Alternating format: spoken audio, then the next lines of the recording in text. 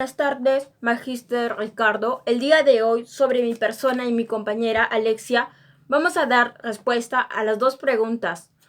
La primera pregunta de la película Víctor Frankenstein indica: ¿de qué manera se evidencian los conflictos entre ambos tipos de sociedad? ¿Qué puedes interpretar de los conflictos dados en la película Víctor Frankenstein? Él usaba su razón. Él creía que había vida y que el humano lo podría todo. Es una premoderna, al inicio de la premodernidad. Recordar que en este semestre, en esta unidad, abarcamos la segunda unidad con la edad de la revolución copernicana, o llamada la revolución de la ciencia, o científica. Todos nos basábamos al uso de la razón, que nosotros lo podíamos todo.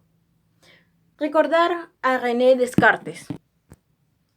René Descartes indicaba: Dios sí existe, mis pensamientos, por lo que no puede imponerme nada. Indica que Dios existe. Por René no le impedía sus pensamientos, aunque él quería que existía un ser maligno que le impedía descubrir más cosas. Pero dejémoslo eso ahí. ¿Por qué René Descartes? Es algo que imaginaba Víctor Frankenstein.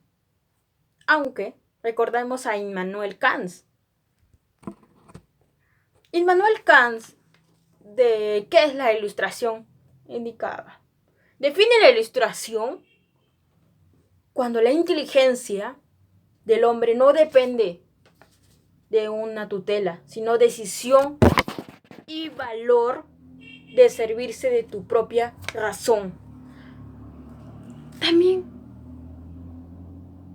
lo realizó Víctor Frankenstein con la ayuda de Igor. Entonces podemos afirmar que hay aspectos morales, tanto del detective como Víctor Frankenstein.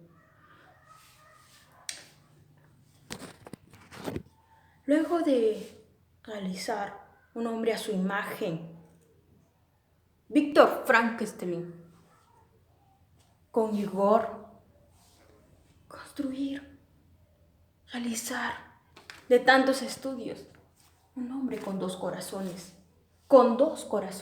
y dos pulmones. Podemos afirmar que la ciencia tiene que dominar la razón. En esta época se está consolidando dos paradigmas basadas en la realidad humana. Abarcando la primera pregunta, en el circo, un hombre humillado, despreciado. Sin embargo, él era un hombre muy inteligente, intelectual. Le gustaba la anatomía. Le gustaba dibujar el cuerpo humano. Pero vino alguien quien le rescató. En el momento que Lorelai se cayó de lo alto, apareció Víctor Frankenstein. Él le rescató. Salieron peleando. Escaparon.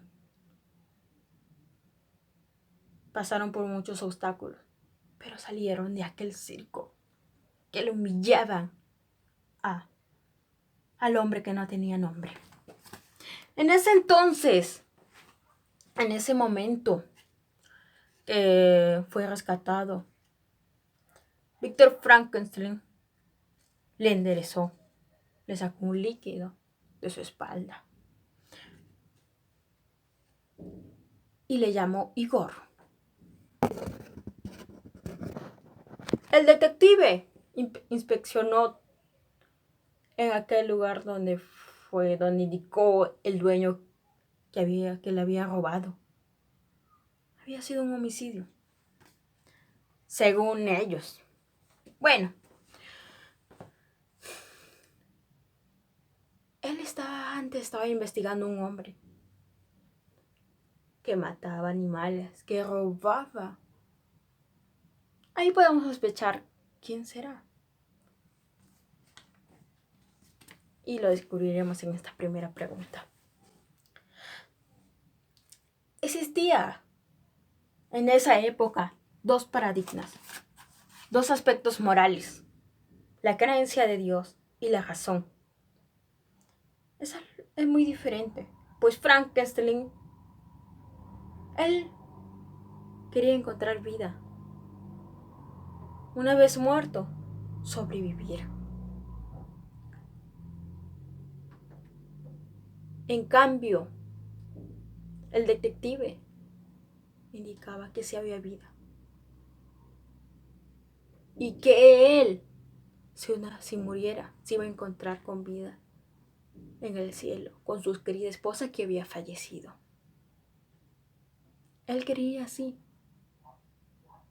Pero Víctor Frankenstein no creía así. Él usaba su razón. Él creía que había vida y que el humano lo podría todo. Es una premoderna, al inicio de la premodernidad. Bueno, continuando con la exposición.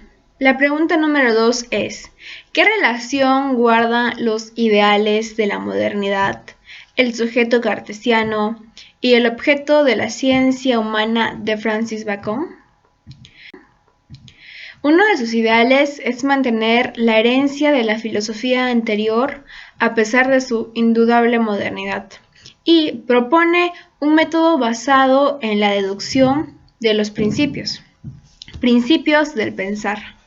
Y bueno, ahora hablando sobre el sujeto cartesiano, la ciencia moderna parte de este pensamiento cartesiano. Descartes nos da el mundo en cantidades, cantidad que se ve sometida a mediación y ley, matemáticamente tratada desde la geometría analítica hasta la físico-matemática actual. Este mundo científico es muy distinto a la de la intuición sensible. Es un mundo explicado en ecuaciones diferenciales, integrales, protones, etc.